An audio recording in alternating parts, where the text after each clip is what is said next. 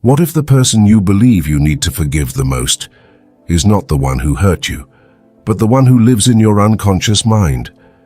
And what if healing isn't about changing your relationship with your mother, but about changing your relationship with the image of her that still holds power over you?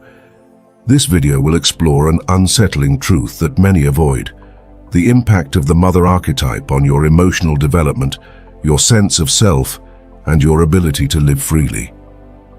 Inspired by the work of Carl Gustav Jung, this is not a comfortable journey, but it is a necessary one.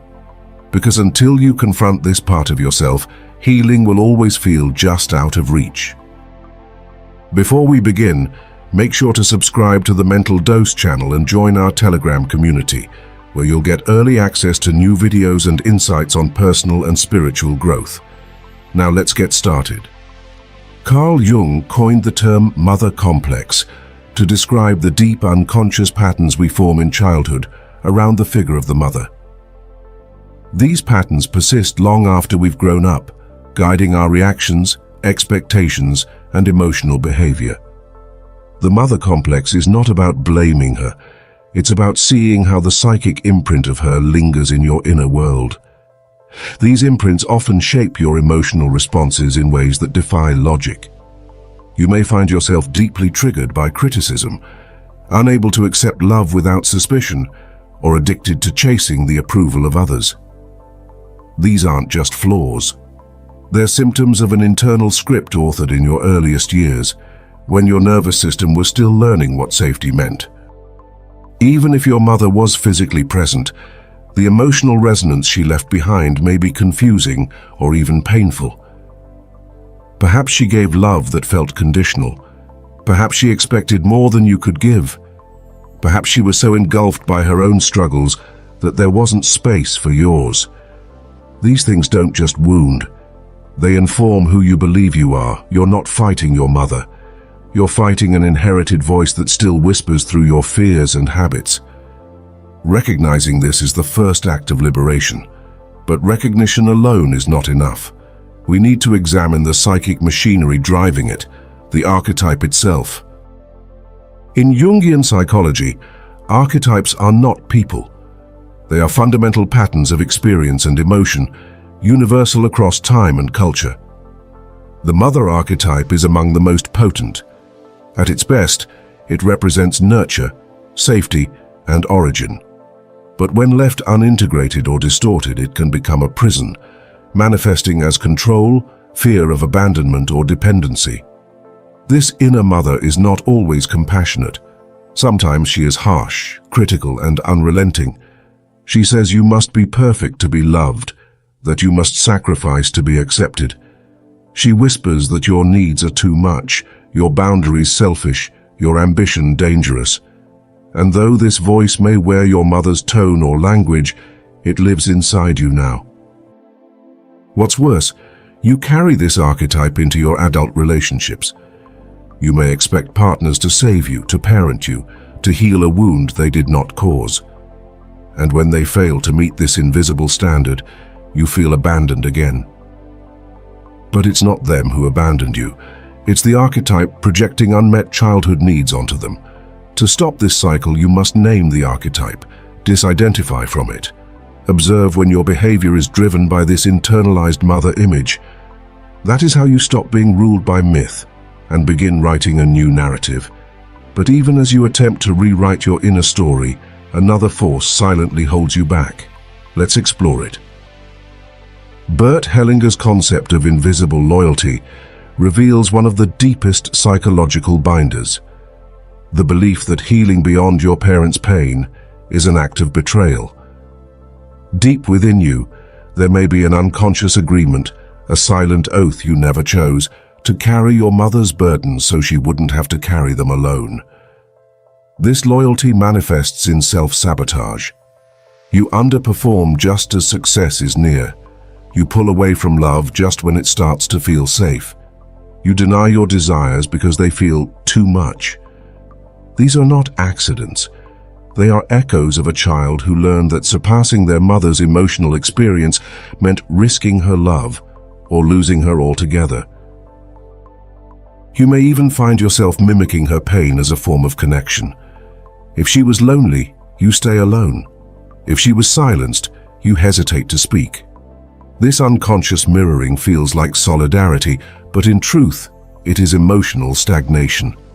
Her suffering is not yours to replicate, and your life is not her redemption story. Healing here is not rebellion. It's realignment. It's the courage to say, I honor you not by remaining stuck, but by rising. I love you not by echoing your wounds, but by healing them within me. Before we go on, if this video is helping you see things more clearly, consider sharing it with someone who needs it. And if you'd like to support this kind of thoughtful content, you can click the thanks button below. Your support truly helps. Now, let's continue. The most powerful step in breaking the pattern is to reparent yourself. This means learning to give yourself the care, guidance, and compassion that you may have never consistently received. It's about becoming the mother your inner child needed. This begins with listening. When sadness arises, don't dismiss it. When fear appears, don't override it. When you feel overwhelmed, don't punish yourself for being weak. Instead, ask, what do I need right now? What would a loving mother say to me in this moment? This form of inner parenting is not soft. It's disciplined. It takes vigilance to notice when you're repeating the same dynamics, when your inner critic is gaining ground, or when your boundaries start dissolving to keep the peace. You must become both the nurturer and the protector. Validate your feelings, but also guide yourself with truth. Hold yourself through failure without falling into shame. Give rest without guilt. Celebrate without permission. This is the rebirth of self-worth. And if it feels foreign, that's because you're doing something no one taught you. But as you practice, this inner relationship becomes the foundation for all others. From this space, you can finally stop projecting the archetype onto others and meet them as an equal. Which brings us to the final transformation. Breaking the pattern doesn't mean erasing your past. It means choosing not to let it define you. You may never receive the apology you deserved. You may never have the maternal presence you longed for. But that's not the point. The point is, you are no longer a child. Now you can choose. You can choose to stop identifying with the wounded version of yourself. You can choose to release the myth that healing requires someone else to change. And you can choose to stop living under the rules that were written for a version of you that no longer exists. This isn't a denial of pain. It's the conscious decision to stop making pain your home. Begin by noticing the small moments, when you say yes to avoid guilt, when you shrink to avoid envy, when you apologize for taking up space. These are entry points. These are echoes of the inner mother voice. Question them. Ask, who taught me this? And do I want to carry it any longer? This is where emotional adulthood begins. When you stop acting from habit and begin acting from intention. When you let your values, not your wounds, lead the way. When you catch yourself in a pattern, pause, breathe, and choose again. That's what ending the pattern looks like in real life. Not a single dramatic moment, but 1,000 small revolutions. And it's not just about stopping the pain. It's about opening the space for something new. Joy that doesn't need permission. Self-worth that doesn't need proof. Love that doesn't come at the cost of your dignity. That's what you reclaim when you stop being loyal to what broke you. Let your adult self speak. Let your clarity become louder than your inherited shame. Let your boundaries hold you, not as a wall but as a home. Because this is what it means to be free. Not the absence of pain but the presence of power. A power that comes from no longer waiting, from finally choosing yourself. You don't need to sever ties with your mother to heal, but you do need to redefine her place in your psyche. Stop waiting for her to show up differently. Start showing up differently for yourself. The mother you seek is not behind you. She is within you. She is you. The more you integrate her consciously, the less you need her externally. And from that place you can love, without dependence, without resentment, without distortion. If this video resonated with you, leave a comment below. I am the end of the pattern. And don't forget to subscribe to Mental Dose for more honest, deep, and transformative content.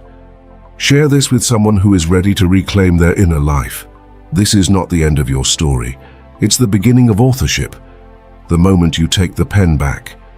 You don't need to be perfect. You just need to be present. You are not your wound. You are the one who is healing it. And that changes everything.